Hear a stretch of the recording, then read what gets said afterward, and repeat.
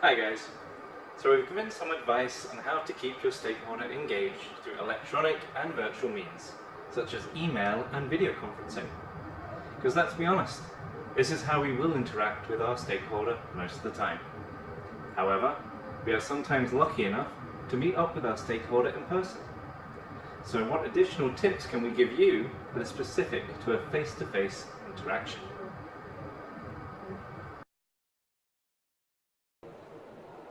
So, body language.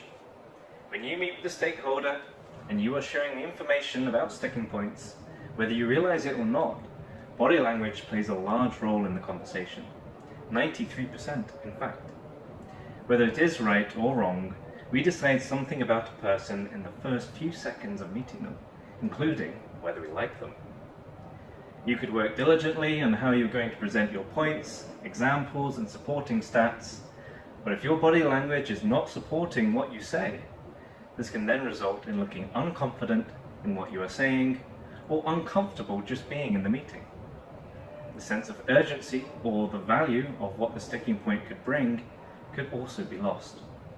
So here's a rundown of things you could consider before you meet with your stakeholder.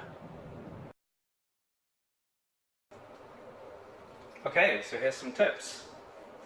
It's always important to stand up straight. Don't lean against anything or shift your weight to one side of your body. Good posture makes you look confident and powerful. Body posture needs to be open and positive, not closed and shut down. There are various stances to consider avoiding if you can. We're not saying that these will be detrimental to the engagement with your stakeholder, but it is worth paying attention to what your stance could be saying. Arms folded or grabbing your hips can sometimes look angry or aggressive. The prayer looks like you wish to be somewhere else. Belt loop grab, too casual and relaxed. The wrist grabber, fig leaf, or hands behind your back can make the recipient feel like we are hiding something. So you may be asking, well, what's left? You've taken away everything. Just remember to keep your hands, arms, and body open.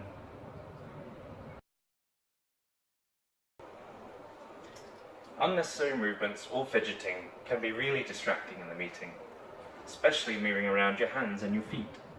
So try and limit this the best you can. Try to relax them so that you can instead use your hands for emphasis when presenting your points.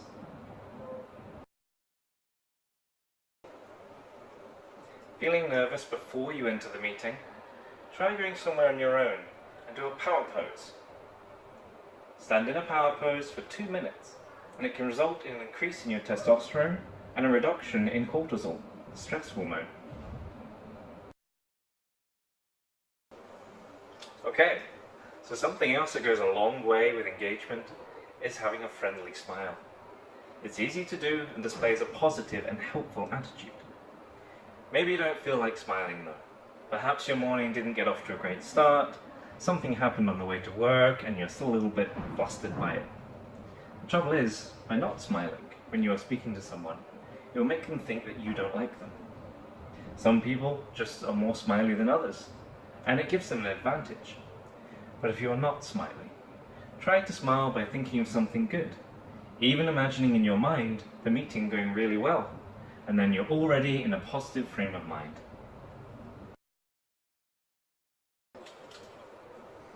Okay, and here's something else really important. Eye contact. You'll want to maintain proper eye contact. This is vital for building rapport and helps you to establish a personal connection. Avoiding eye contact makes you look nervous and powerless. Try not to stare at your stakeholder though, as this can seem aggressive. You should blink at regular intervals and nod your head now and then. When thinking of an answer to a question, don't find your answers from above by looking up, searching for the unknown. Obviously, take your time to think before you answer, but this should never be translated as you are stumped. Glance down for a moment, and then look up again and give your answer. This demonstrates a thoughtful response rather than searching for the unknown. Focus should be on your stakeholder. Try not to be distracted by other things going on around you, because this can give the impression that you are bored or disinterested in what your stakeholder has to say. And now in the next video, I have the special honor of speaking with one of our category owners, Chris Heron, about his experience with his stakeholders. Have a watch and see if you can relate to Chris's story.